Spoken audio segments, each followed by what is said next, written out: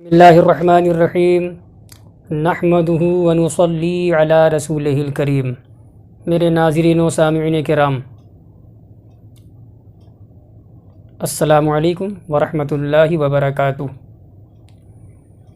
حقوق العباد کے تعلق سے ایک بڑی ہی پیاری حدیث میں آپ لوگوں کو سامنے رکھ رہا ہوں۔ مسلم شریف کی روایت ہے، ترمذی شریف میں بھی موجود ہے۔ راوی حضرت ابو ہریرہ رضی اللہ تعالیٰ عنہ ہیں۔ الفاظ حدیث: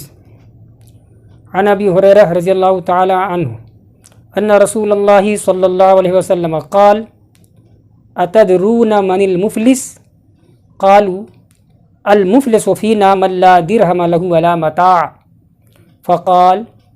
ان المفلس من امتی یأتی یوم القیامہ بصلاة وصیام وزکاة ویأتی قد شتم ھذا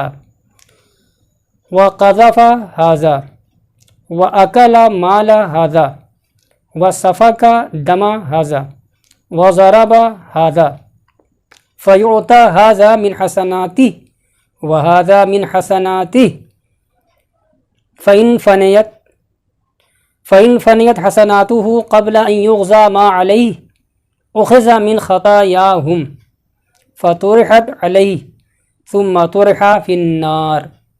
او کما قال علیہ الصلوۃ والسلام۔ مشہور صحابی رسول حضرت ابو ہریرہ رضی اللہ تعالیٰ عنہ سے مروی ہے، انہوں نے کہا کہ اللہ کے رسول علیہ الصلوۃ والسلام نے ارشاد فرمایا، میرے صحابہ تمہیں معلوم ہے، تم لوگ جانتے ہو کہ مفلس کس کو کہتے ہیں؟ صحابہ کرام نے عرض کیا بڑے ادب سے، اللہ کے رسول، ہم لوگ تو مفلس اسی کو جانتے ہیں، تنگ دست، مفلس، کنگال، محتاج، فقیر، اسی کو جانتے ہیں کہ جس کے پاس ایک درہم بھی نہ ہو، ایک روپیہ بھی نہ ہو، ولا متاع، اور کوئی سامان بھی اس کے پاس نہ ہو۔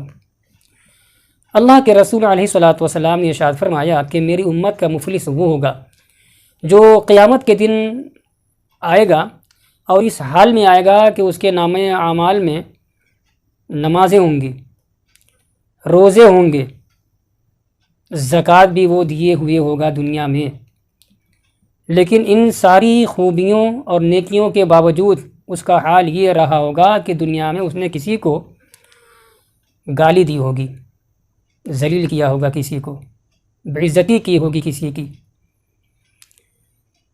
اور کسی کو اس نے الزام لگایا ہوگا، تہمت لگائی ہوگی، کسی کا مال ناجائز طریقے سے ہڑپ لیا ہوگا، کھا گیا ہوگا، کسی کا خون بہایا ہوگا ناجائز اور ناحق طریقے سے، کسی کو مارا پیٹا ہوگا، زد و کوب کیا ہوگا، زخمی کیا ہوا ہوگا، یا ناحق، قتل ناحق بھی مراد ہو سکتا ہے،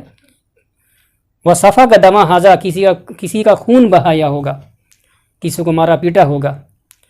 تو پھر کیا ہوگا؟ میدان محشر میں وہ سارے لوگ آئیں گے اور بارگاہ خداوندی میں استغاثہ پیش کریں گے، فریاد کریں گے، مولا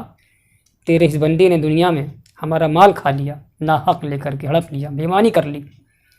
دوسرا بندہ عرض کرے گا، یا اللہ اس نے مجھے ذلیل کیا تھا، عزت اور ذلت کا بھی مالک تو ہی تھا، مولا عزت دینے والا تو تھا، لیکن اس نے میری عزت اتار دی، اس نے مجھے ذلیل کیا تھا سماج میں، معاشرے میں۔ تیسرا بندہ عرض کرے گا، مولا اس نے مجھے مارا، اس نے مجھے تہمت لگائی، اس طریقے سے سارے مدعیان کھڑے ہو جائیں گے، تو اللہ تبارک و تعالیٰ کی طرف سے حکم ہوگا کہ اس کی نیکیاں لے کر ایک مخصوص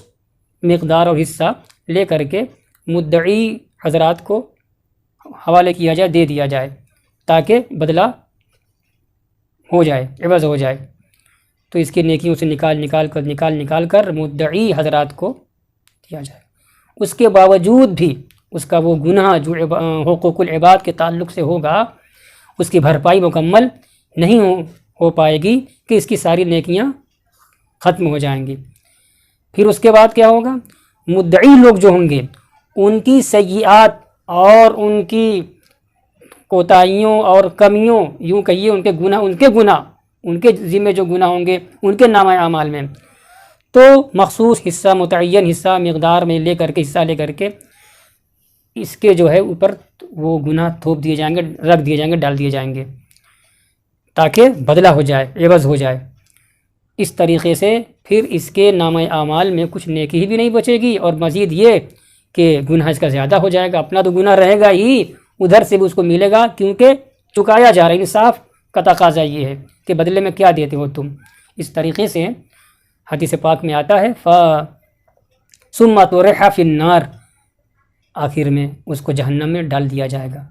کتنی نصیحت آمیز یہ حدیث ہے، اور روایت بھی ہے مسلم شریف کی، ترمذی شریف کی، کہ دنیا میں نمازی، زکوٰۃ دینے والا، روزہ رکھنے والا، دیگر فرائض